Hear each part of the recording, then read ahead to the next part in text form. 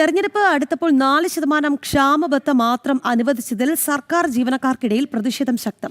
14% വരുന്ന 5 ഗഡു കുടിശ്ശികയായി അവസാനിക്കുകയാണെന്ന് വിമർശമുയരുകയാണ്. 12ാം ശമ്പള പരിഷ്കരണത്തിൽ മൗനം പാലിക്കുന്നതിലും അമർഷം പുകയുന്നു. വിവരങ്ങളുമായി പ്രജിത് മോഹനൻ ചേരുന്നു. പ്രജിത്ത്, തെരഞ്ഞെടുപ്പ് വരികയാണ്. ഇതിനിടയിൽ പോലും 4% മാത്രം ക്ഷാമബത്ത. എന്തായാലും സർക്കാർ ജീവനക്കാർ വലിയ പ്രതിഷേധത്തിലാണ്. ജീവനക്കാർക്ക് ആകെ നൽകാനുണ്ടായിരുന്നത് 6 ഗഡുക്കളിലായി 14% വരുന്ന ക്ഷാമബത്തയാണ്. അതിൽ 17% വരുന്ന ക്ഷാമബത്തയാണ്. അതിൽ 4% മാത്രമാണ് ഇപ്പോൾ അനുവദിച്ചിരിക്കുന്നത്. ഇനി ഏതാണ്ട് 5 ഗഡുക്കളിലായി 14% ക്ഷാമബത്ത കുടിശ്ശിക ബാക്കി നിൽക്കുന്നു. ഈ സർക്കാർ ജീവനക്കാർക്ക് കുടിശ്ശിക നൽകാത്ത സാഹചര്യമുണ്ട്. പക്ഷെ അപ്പോഴും IAS, IPS, IFS വിഭാഗത്തിൽപ്പെടുന്നവർ, അതോടൊപ്പം തന്നെ ജുഡീഷ്യൽ ഓഫീസർമാർ, PSC അംഗങ്ങൾ എന്നിവർക്ക് ക്ഷാമബത്തയ്ക്ക് കുടിശ്ശികയും അനുവദിക്കുന്നു. അങ്ങനെ 2 തരം നീതിയാണ് ഈ ക്ഷാമബത്തയുടെ കാര്യത്തിൽ സംസ്ഥാന സർക്കാർ നടപ്പിലാക്കുന്നത് എന്നുള്ള വിമർശനം വലിയ രീതിയിൽ നിലനിൽക്കുന്നുണ്ട്.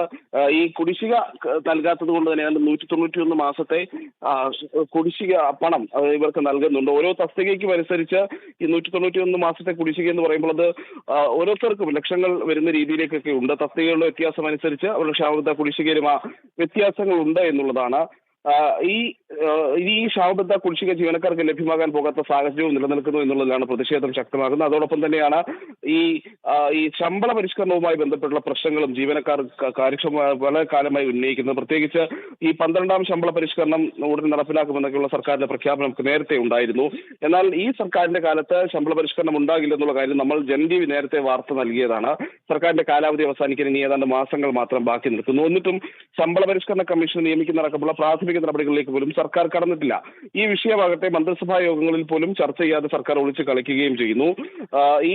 ആ സാഹചര്യത്തിലാണ് ഇനി 11ാം ശമ്പള പരിഷ്കരണ കമ്മീഷന് ശേഷം ഈ പിണറായി വിജയൻ സർക്കാരിന്റെ കാലത്ത് ഒരു ശമ്പള പരിഷ്കരണ നടപടികളിലേക്ക് സർക്കാർ പോകില്ല എന്നുള്ള ഒരു സാഹചര്യവും നിലനിൽക്കുന്നത്. അപ്പോഴാണ് വെറും 4% കുടിശ്ശിക തദ്ദേശ തെരഞ്ഞെടുപ്പിന് മുന്നോടിയായി അനുവദിച്ച് സർക്കാർ ജീവനക്കാരുടെ കണ്ണിൽ പൊടിയിടുന്നതടക്കമുള്ള വിമർശനങ്ങളാണ് വ്യാപകമായി ഉന്നയിക്കപ്പെടുന്നത്.